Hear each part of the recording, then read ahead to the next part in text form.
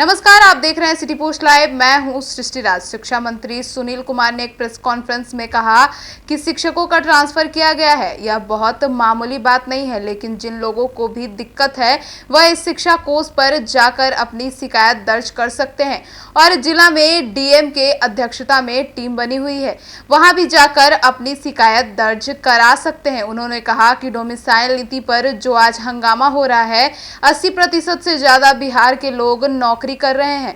कई राज्यों में डोमिसाइल नीति नहीं भी है। उन्होंने कहा कि कहीं ना कहीं पूर्व में हुआ यह उसे निर्णय के तहत सरकार काम कर रही है। आगे सुनिए और क्या कुछ कहते नजर आए।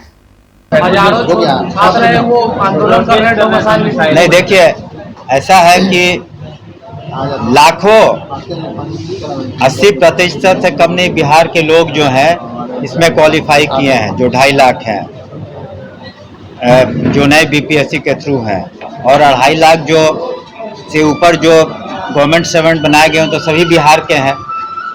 तो वो विचाराधीन है, लेकिन तत्काल जो निर्णय पहले था तो ऐसी बात नहीं है। ये इसको कोई राजनीतिक रंग देने की आवश्यकता नहीं है, उस पर विचार करेंगे। लेकिन अभी फिलहाल वही पॉलिसी है और इसमें 9 लाख नियुक्तियां आप समझे कि बिहार में हो चुकी हैं।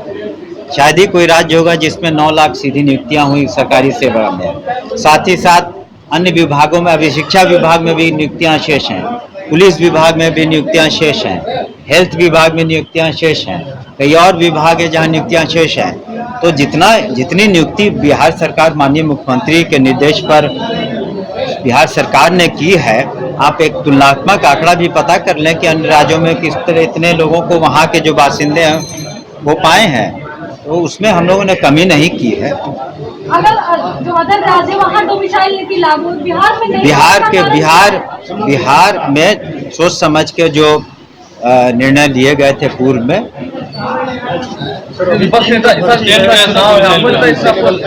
नहीं जी नहीं, जितना जो चुनाव होते हैं उसमें बहुत सारे मुद्दे होते हैं। जिस तरह से विकास, रोड, शिक्षा, स्वास्थ्य, बिजली, पानी, सड़क, जिस तरह से केंद्र सरकार ने सहायता की और जिस तरह से राज्य सरकार ने माननीय मुख्यमंत्री के नेतृत्व में जितने काम किए हैं वह अभूतपूर्व है। तो सभी को सोच करके मेरे ही क्षेत्र में ले लीजिए, यहाँ से पहले जाने में 14-15 घंटे लगते थे 2005 के पूर्व। आज 3.5 घंटे में आप पहुँच जाते हैं।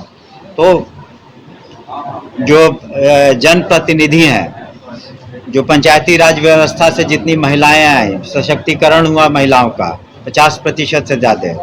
आज 35% सरकारी सेवा में महिलाओं की भागीदारी है। पुलिस विभाग में 30,000 से ज़्यादा महिला पुलिसकर्मी है।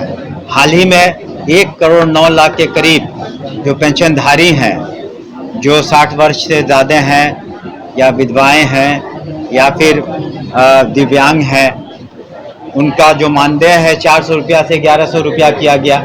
उनकी संख्या 1 करोड़ 9 लाख है।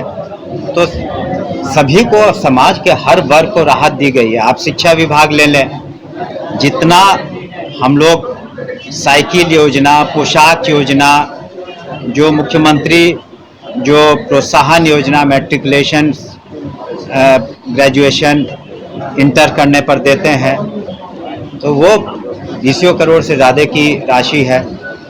तो इससे सभी लोग लाभान्वित हुए हैं। क्रेडिट योजना, स्टूडेंट क्रेडिट योजना, जो 4 लाख तक का लोन दिया जाता है, वो करीब 3.25 लाख स्टूडेंट्स उससे बेनिफिटेड हो रहे हैं, जो all India institute of medical sciences में भी, IIT में भी हैं, बिहार के भी छात्र छात्रा हैं जो यहाँ पढ़ रहे हैं। तो शिक्षा विभाग में भी मैंने उदाहरण दिए, तो ये कोई साधारण बात नहीं है कि साक्षरता कहाँ 2001 में करीब 40% थी, वो बढ़ करके साक्षरता दर अब 84% हो गई है। महिलाओं की जो साक्षरता थी करीब 34%, वो बढ़ करके 75% हो गई है।